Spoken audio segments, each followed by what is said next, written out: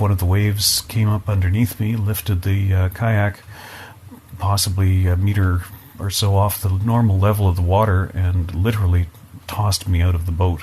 So at that point I decided, well, I can try and swim the boat to shore. I knew that I had to stay with the kayak. That's something that I've always been told and always made perfect sense. Was, you never leave the boat when you're in the water. I realized it was getting dark. I could at one point the boat turned around and I could see the lights of Oak Bay that I couldn't. You don't normally see in the daylight. So at that point I realized I'm just wearing myself out here. I just have to wait and rely on the fact that I had left my itinerary, my float plan with the rental shop that I had rented the kayak from, and with my wife, and would have to rely on them calling for help. Definitely a life-threatening situation. I knew there was a fairly strong possibility that I might not survive this particular situation, and all I could think of at that point was, I'm not going to let that happen. I'm going to hold on, because I had to come home for my wife. I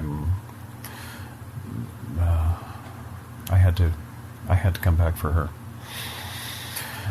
I knew that everything would be all right as soon as I saw the light from the rescue boat playing across the kayak. It was. At that point, I must have been conscious. I must have had my eyes open, because I remember seeing the light literally go across the length of the kayak and then stop and come back. And at that point, I raised one arm and tried to wave to indicate that I was there. And at that point, I knew that it was going to be okay, that I was only going to be in the water for a few more minutes. The first thing I remember trying to say, and I was shivering so badly it was just practically through clenched teeth, was, please tell my wife I'm okay.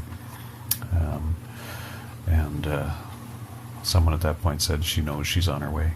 You may not be able to run into a burning building, you may not be able to pull somebody from in front of a car, but if you support the organizations that can do that sort of work, you may as well have done that yourself. I'm not sure if there's anything I can say. They saved my life. They've literally given me my life, and I can say thank you, and that's all I can say. It's a deep and heartfelt thank you. How can you say what thanks are equivalent to that? What thanks would be sufficient for that? They literally gave me my life.